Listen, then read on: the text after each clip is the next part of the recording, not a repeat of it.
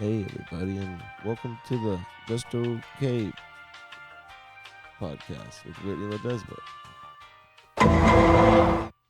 Hello, it is me, Brittany Ledesma, and Willie, who's licking my hand. Come here, Willie. Come here. Okay, we're not. Willie's back here. We're in my bed today, just a little bedtime sesh with me. Yeah.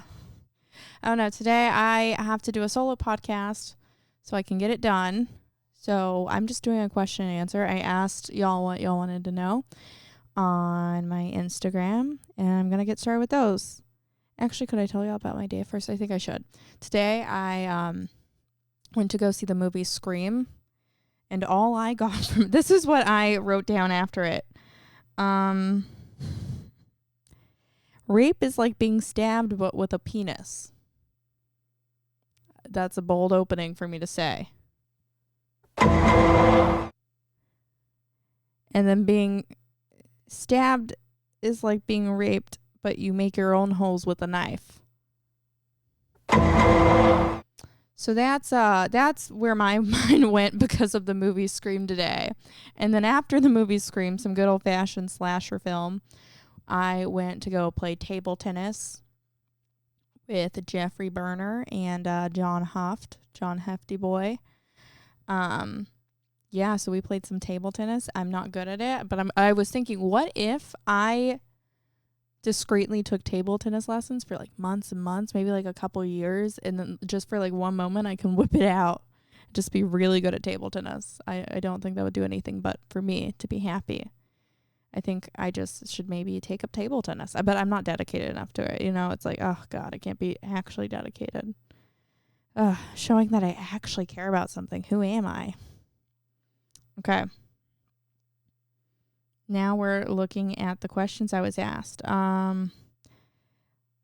Let's talk about, okay, how do I feel about comics that bust out with acoustic guitars? No one asked for that. I'm so dyslexic. Also, y'all are seeing that. I'm not personally like a huge guitar comic kind of gal, but if that's your thing, I'm not going to be against it. If you want to bust out a guitar, do it. I sang Cotton Eye Joe at a mic. That's like playing music with your mouth. So I can't judge on that. But I do understand sometimes it's just like singing Kumbaya and you're like, why is this happening to me? Lately I was just reminded I'm on this I'm on this Facebook group for this workout plan that I do. They have like an app, and then they have the Facebook group for the community or whatever. And it's like women never post about the workout stuff or like workout questions. They just post random things like this. I'll read this one post from Sierra. I'm not going to say her last name. Bisexual ? Porn ? Help! ! Wondering if anyone feels this way. I'm dating a man, and I absolutely adore him. We plan on getting engaged soon. I love our sex life, our life together, everything. I'm so secure in my relationship, but ... I find myself fantasizing about women, but I have no romantic feelings towards women, not wanting a relationship, etc. I enjoy lesbian porn more than guy on girl. I don't even want to read all this. This is so long. She just wants to be less alone is what it ends up saying, which is kind of like sad, but also like, girl, this is for workouts. And now, this is also like my entertainment now. I just love going on there because every day it's a new thing. And then there's 44 comments below of women supporting women. And I do kind of love that. It's also just hilarious that she's posting it on like a workout forum for sure. It's one of those things that I'm just like, it's a lot. Or this other one. This was one that got me. It was posted by Gal. She was like, just found out my BF for 7 months is married and has 2 kids. I'm so shocked, and I've already had the biggest trust issue before. I feel bad for his family too, and I don't know what to do. He literally if she's not spelling correctly, it's not my dyslexia on this one, 2 different lives. all my friends know about him. I know some of his family, and I always am in his workplace. We hang around. Okay, yeah, I mean, that's sad too, but I feel like a workout forum isn't the place for this. Therapy? Group therapy. Oh my God. Stop posting in Facebook groups and start going to group therapy. It's like posting, but you get to talk with your mouth instead of type with your fingers to real people who care, not strangers on the internet. But maybe strangers on the internet is what makes them feel more comfortable. It's a lot. I've been thinking about just posting like blatant lies on there, like my estranged husband of 3 years came back and killed my sister after he knocked her up. That's it. What else could I do after he knocked her up? Yeah, I like the soundboard. I don't know. Do y'all like the soundboard? Yeah. I don't know. I'm a big fan of it. I like it. I'm a big fan of it. Now I'm going to start going through more of the questions. Funniest thing that has ever happened while on stage during your comedy act. Oh, okay. I used to run a really rowdy bar show at this place called WTFI's House. I love that place. Big fan of it. They always have great live music going on, but enough advertising for them now. Let's get into the nitty gritty. I was at 10:30 at night is when it would start, and it was so rowdy, you know, just a bar full of drunk people. It wasn't when I was on stage, but it was when my friend was on stage. I had just introduced her, and she's talking about how she doesn't like sex, and the woman at the front was just like, you know, like she was like a liberal Karen. She's like, you don't like sex? And she like got into a dialogue, and she was like mad about it. And we were like, ma'am, you have to be quiet, or like you're gonna have to go. They ended up she was super drunk. She started like kind of throwing hands, like when we were telling her to be quiet, like we're gonna have to escort you out. They ended up having to carry her out. An hour later, she comes, not even an hour, like 30 minutes later, she comes back trying to get a refund for a margarita she didn't get to finish. And they were like, ma'am, you gotta leave. You gotta leave. And so instead of leaving, she picks up a stool and starts charging at people with the stool. And then one of the bartenders, the lady bartender, because I think all the men were like, we don't want to tackle her, you know. We don't want to get Me Too'd by this lady. She's fucking insane. The female bartender tackled the lady. It was truly a sight to see. But yeah, I'm really also not great at telling stories, so I'm so sorry if this isn't entertaining. I'm like trying to do 30 minutes of this. I just want to give y'all some content this week. I'm trying to be consistent, baby. I'm trying to be consistent. This is who I am now. I'm just a content creator. Should I move this way or this way? I don't know. I kind of like this side. You got to see my bedside table. My lovely painting I did. It's just a pink rectangle. I did it myself, so I know it's cute. Feminine discharge and why men think they made us wet. Dude, I just sometimes my pH bounces off and I just get moist. Not because of you. I'm just secreting things all day, and it's discharge, baby. It's discharge.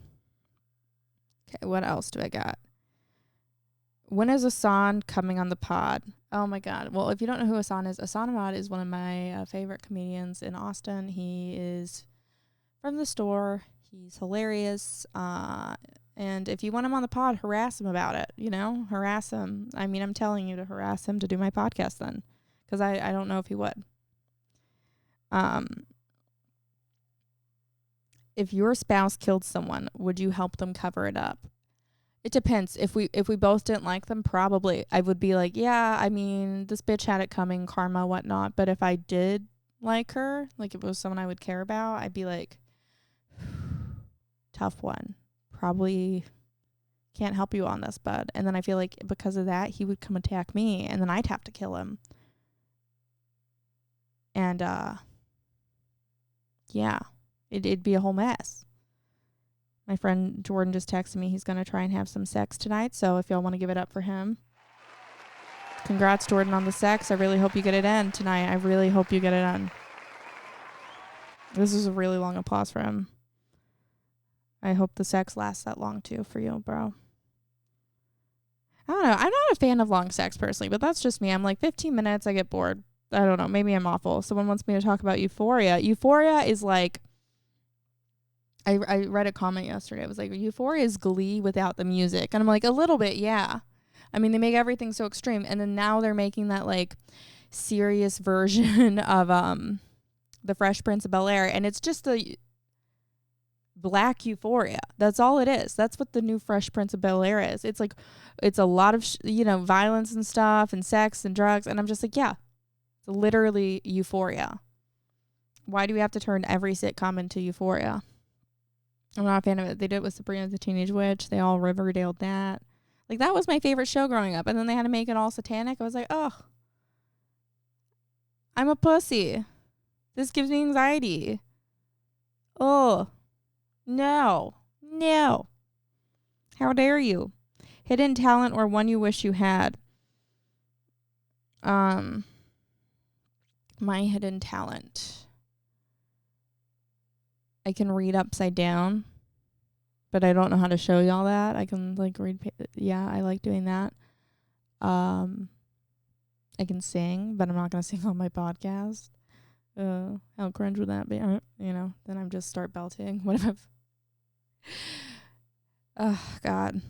Yeah, I sang growing up, and I play guitar, piano, and ukulele. I don't do it much anymore. I'm not good at these things anymore, but I can, still play a couple songs and stuff. I like to do karaoke with friends. I am really artsy. I like to paint. I'm a big paint gal. I don't know. I go through different craft phases. So I was really into making things out of clay for a while. Especially during quarantine here, which quarantine in Texas really only lasted a couple months, if we're all going to be honest. So for those few months, I was just heavily into clay, and I just got bored of it.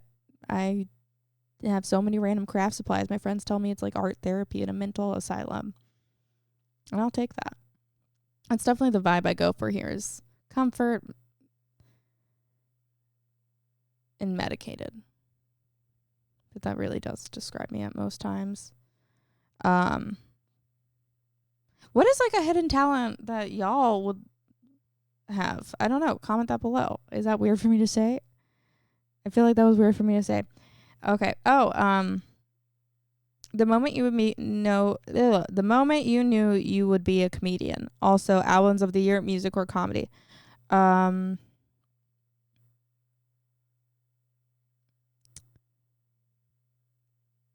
I'm going to sound so basic if I answer either music or comedy album of the year. I don't want to expose that. I'm going to be on Miley Cyrus's album. That was a banger. I don't even know if it was this year. My friend told me, I'm going to get hate for this. Just overall comedy album. The way Amy Schumer ends her first one, my friend showed me this. I don't listen to Amy Schumer's comedy or anything. I don't really listen to comedy albums. I should start maybe, but because this is the only one I've heard. But she ended it with just saying, I'm going to leave y'all on this. When my sister was in high school, she would cut herself. And she ended it there, and I thought that was really funny. And I know everyone hates Schumer, but I had to say that. I thought, it's probably a hot take, but, and I probably would, looking back, I won't stand by it because I should listen to other albums so I can get a better opinion. But I definitely need to. I've been watching more stand-up this year than I have other years, or I guess last year, and this new year I'm still the same route. No moment I knew I was going to be a comedian. I don't know. I think after I was doing it for maybe a year, I was like, oh, I want to keep this going. It was about 9 months. I was like, oh, I can't see myself doing anything else. Especially because when you're learning so early on, you're you're figuring out what actually is funny and what you're fuck, I got to scrap that. I don't do anything I started with. And I think probably 9 months in, I was just yeah, I don't want to stop doing this. Because it's so addicting getting laughter on stage. There's a reason why some comics just ignore the light. They just want to keep getting in the momentum. I try to do a stand-up an hour a week. I just want to get better, faster. I just love doing it. And so it's addicting. The moment I realized I was addicted to stand-up is the moment I knew I would be a comedian. I knew I wasn't going to stop. This one seems like a personal question this guy asked me. Thoughts on going back to a guy's house when he lives at home, in quotations, in a detached unit. I think that's fine. As long as your parents aren't coming over to make you breakfast, and you don't really even have to mention it's your parents' house. You can just say you rent a garage house. Like, there's easy solutions. If you want to just not be honest, if you want to be honest, that's probably the better route. If it's just like a one night stand, you don't have to give too much detail. But if it's like a relationship thing, you should probably be like, yeah, want to come back to my house. Also, side note, I'm renting from my parents. Or be like, yeah, I'm spoiled as shit. I have a detached garage house for free, bitch. It's dope. Why would I go live somewhere else when I can live here for free and have my own thing going on? I don't have to see my parents every day. Like, it depends on how close it is. That's a really big thing. Like, is your mom going to be popping over in the morning and be like, hey, sweetie, how are you? Brought you breakfast. Or is it going to be like, you know, you can get your rail on and your parents won't notice or intrude. I think that matters. Okay. Talk about how you won your roast battle. Ooh. I don't have to. I would like to. I need to add that one. So I won my roast battle against Munford Davis, and am I a champion? Absolutely. A feminist because of it? You know, probably. A hero? Some would say that. But at the end of the day, I'm just a simple girl living in Austin, Texas that did this for you. But yeah, Munford and I roasted each other.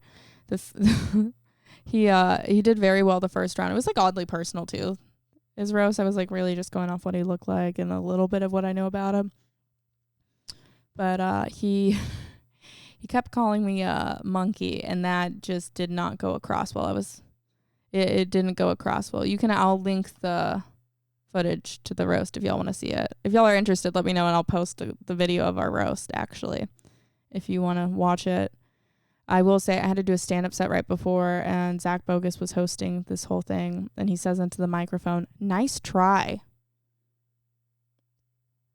After I got off stage of doing stand-up, I was like so mad. I also didn't realize we had a set, but it was not an awful set, but it was not great.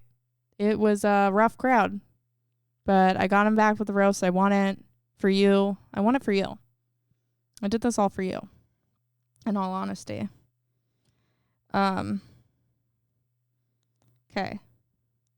Some guy asked me a question, and it's like I don't even know what this is. If you're the driver and the bus has 21 kids and 4 get off the first stop, how old is the driver? The driver, if I'm the bus driver, how old is the driver? And the bus has 21 kids and 4 get off.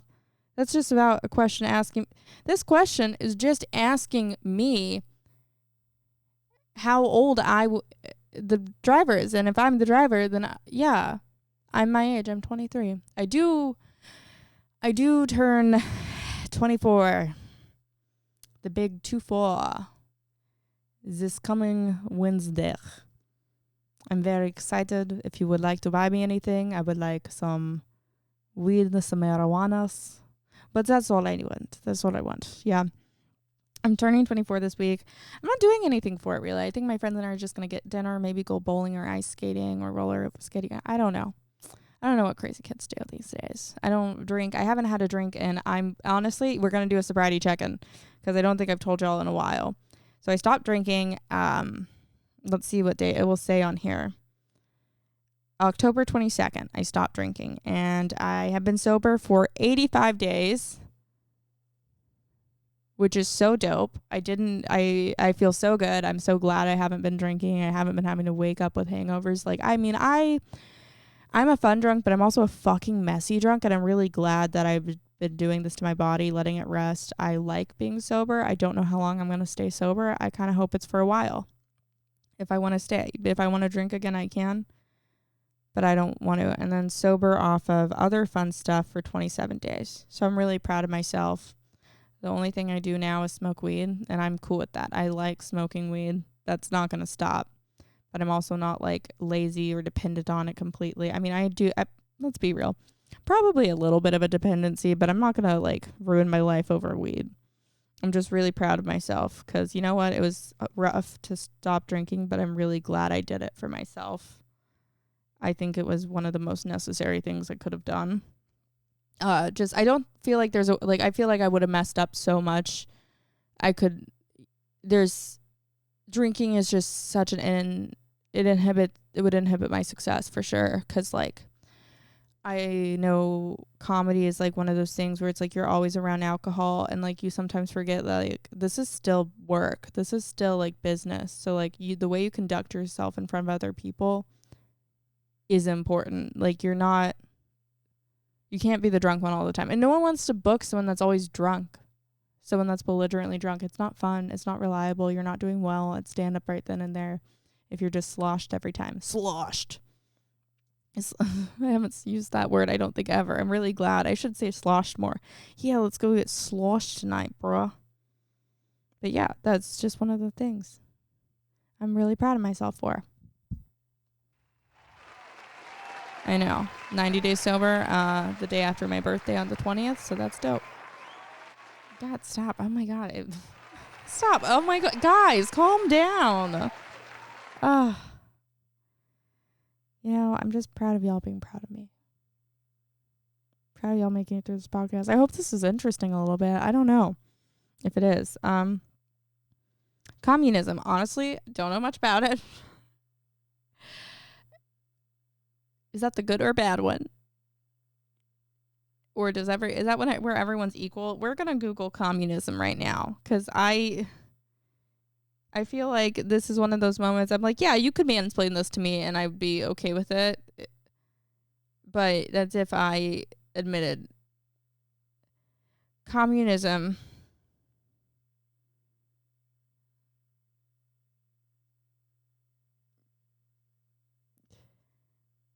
Maybe that's not the good thing. I'm so confused.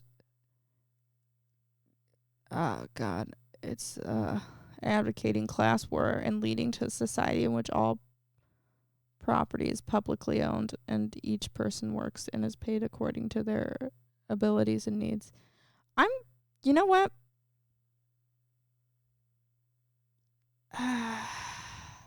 I'm sure there's pros and cons to it. I'm going to take the political stance. I don't know. I am also really I didn't pay attention in history or government. I was really bad at those classes. If I were to fail any class, it was those. And then speech. I did almost fail speech in college because I had such bad stage fright for so long. Because I would have to do speeches over things I wasn't passionate about or talked about. And, you know, like, comedy's different. It's like something I'm like, oh, yeah, I'm confident with what I'm saying. Also, it's like almost like another wall. I don't know. It's interesting. Favorite part in history and why? Again, I don't know much about history. I saw a movie last week, The New Kingsman, and I was like, oh my God, I totally forgot World War I happened. Hitler just took all that World War II fame and made us forget about World War I. What? And then it turns out Hitler was in World War I, and then he just upgraded to Adolf, you know, in World War II. He was like, ugh, you know what? I know how to do this. And he did do what he wanted to do. And it wasn't cool. If y'all are going to take anything from this, remember I said that World War II and what Hitler did wasn't cool. This is great, yeah. I do really like learning about I would watch the show I can't remember the name. Natasha Leggero show. Whatever period show that was. That was a good show. It was about history. It was very comical. It was like the Kardashians version of the history. Salem witch trials were interesting. I liked that. Kind of. It was frustrating. I was just like, oh, these poor women, but also, what if they were witches? What if the men were witches? How do I feel about food TikTokers? Big surprise. I used to be a food TikToker. I wish I had a gas button. I don't have a gas. I'll gasp for y'all. I used to be a food TikToker, and I'm not anymore, clearly, but that is my TikToks. I used to get like 80,000 views on I got 80,000 on one, several other like 30,000 and stuff on others. And my TikTok's really bad, except I'm really good at making food TikToks. And then I would do a high food series where I would get really baked and then make food, and it was like my voiceover was me really stoned, and those used to do well. Those are the only TikToks I can say, yeah, they're not bad. And then there's this question. My friend Giorgio, asked me, my friend Giorgio, he was on maybe a couple episodes ago, how to apologize to a friend the right way. 1, reach out and apologize. That's probably the first step. Buying me weed would probably help too. A cartridge, sativa cartridge would be cool, because I'm out of mine, and that's really sad for me. But just apologize. Admit when you're wrong. That's a big thing. Someone asked me, is everything going to be okay? No, nothing's ever going to be okay. Are you fucking insane? Of course it's not going to be okay. Are you wild? Are you mad? Committed goals for 2022. I don't know. Probably open for someone big again. That would be fun. I mean, I have a lot of goals, and I don't want to put a time restraint on it because I don't know how long it's going to take to get there. I'd like to be on the road traveling, opening for someone. That would be sick. That'd be sick. That's what I would love to do. I have no idea. Someone asked me about the Wonderland System. I have no idea what that is. If anyone wants to comment that below, if you know what it is, let me know. Is there anything I find difficult to talk about on stage? Ooh. Yes and no. I think the things that I like to write about are things that I realize I'm uncomfortable talking about, so then I write about them because I'm like, oh, this shouldn't be uncomfortable to talk about. Especially, like, if it does make me uncomfortable to talk about, then it's probably interesting. Like, for me, I'm trying to, like, I was talking to my friends in a casual conversation, and it's taking me so much of my pride to say that I was in the ugly sorority in college. I joined via spring recruitment, so, like, essentially, it wasn't a normal recruitment process. I just was super high. These girls stopped me on campus, they talked to me, and then they told me there was free food somewhere, and I just kept showing up to the events for the free food. Eventually I was in it, and because I was high all the time, I could still go to all the meetings and everything stoned as hell. And I was a bar kid in college, so I was just like barred out some of the time. Not that that was a good thing, you know, bars are stupid, they make you stupid, but it was so fun. And then, yeah, but it took a lot of my pride to say, yeah, I was in the ugly sorority, and I'm trying to write a bit about it, you know, like they all had the wrong eating disorders. You know, I was the most rapeable one.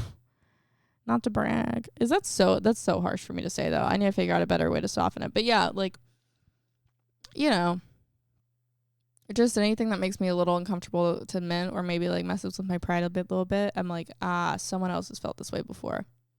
We should probably talk about it. But then I also just have stupid bits. I have really stupid one-liners, and I love doing them. My range goes from dark to stupid one-liners that are also probably a little dark and dirty too. I don't know. What did you hear, Willie? His ears are up. Yeah, I don't know. I'm so sorry if this episode was boring. I just really wanted to get this out there for y'all this week. I didn't want to miss a week. I'm determined to keep doing it. I am going to be in Houston at the end of the month on the 28th and 29th at the 10 p.m. show at Secret Group. This coming Friday, the 21st, I have my show at Roma Room in Austin, Texas. It's my Freaky Friday show. It's an inappropriate comedy show. It's a lot of fun. And then that's really it. That's all I'm going to have after I post this. But thank y'all so much. I really hope y'all's New Year's is off to a good start. I know it's only a couple weeks in, and I'm sure we've all given up on our resolutions. I didn't even really make any. So I'm beat y'all to the punch. But I love you, and, have a good night. Get stoned. Treat yourself. That's it. Bye.